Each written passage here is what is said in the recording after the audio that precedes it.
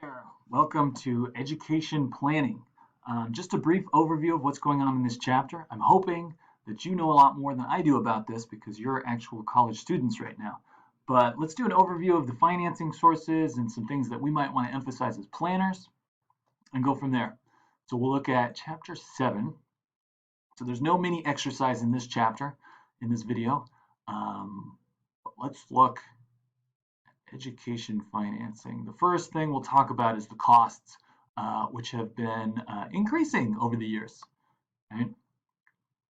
So here's public and private tuition. The private can be a little misleading because a lot of times the price you pay for private school tuition could be lower because of discounting.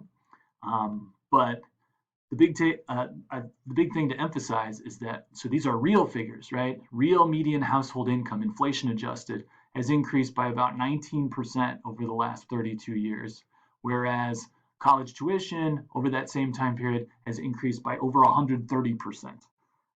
Why that is, maybe it's supply and demand, maybe it's higher administrative expenses at universities, but the takeaway is that this is a big expense and it's getting bigger, so we should try to come up with a plan for it as planners.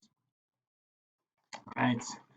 So, what would I emphasize would not be so much like how expensive it's getting and how it's daunting, but really like the two things. Wherever you're at, start now, make a plan now, whether your child or kids start college in 2 weeks or whether they haven't even been born yet, right? And then also just be aware that there's a lot of different financing sources for college besides savings. All right, so one big vehicle that I'd like us to understand some of the ins and outs of is a 529 plan. So a state level plan, it's like a tax advantage college savings plan. So I use New York's 529 plan, even though I'm not a New York resident. I've used it the whole time since I've lived in Washington and here. I use it because the fees are low, right? And it's been growing a lot. Average account size about 22,000. Got way less than that, but we can see they're getting bigger. And the reason is the money you take out to pay for qualified expenses like tuition, room and board, the expenses that are qualified are pretty broad actually, but the money you take out is tax-free. And then, for example, for New York's 529 plan, you don't pay New York income tax, but that doesn't really affect me. But for the state of Pennsylvania has it set up that you don't pay Pennsylvania income tax on contributions to any state's 529 plan. So there's some good benefits to them, right? And then, the biggest probably potential drawbacks to folks that don't know about finance are maybe risk. And then also, there's some ins and outs of like, should a grandparent start a child's 529 plan or should the parent start the 529 plan for the child? It's usually better off if the child does, but some of those decisions can affect how much financial aid you're eligible for elsewhere. Overall, it's a great plan though. This isn't in the textbook, but it's becoming a little bit more of a popular option where a lot of states say, okay, if you agree to make a fixed monthly payment to us that we'll define now and pay for that for the next X years before your child starts college, then we'll guarantee that will fund 4 years of tuition for your child at state universities or any college in the state. So like it reduces a lot of the risk associated with whether or not we're saving for enough. But in return for like that risk reduction, like what kind of return are you earning on the money you're investing in this plan? It's probably going to be much closer to like the risk-free return, like a treasury bill or treasury bond return, than it is to a riskier return like the stock market. So if I were planning for this, I would just know, okay, how much am I going to have to save to fund this college? And then what kind of return am I earning on this investment in exchange for this elimination of risk? Okay.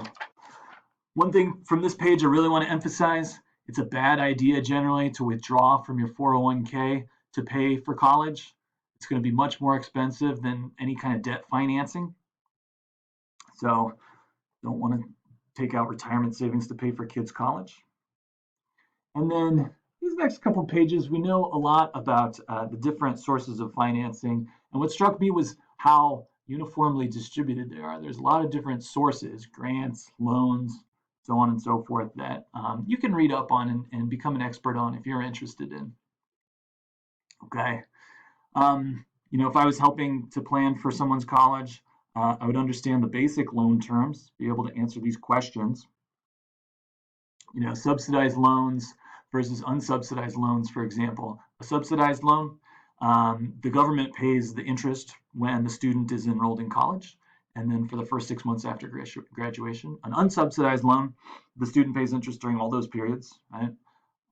So there's a couple other loan programs that might be helpful to know about. Obviously, there's private loans from banks that aren't listed here, but again, we can read up on these sources of debt financing for education, and the rates are usually pretty competitive, especially now.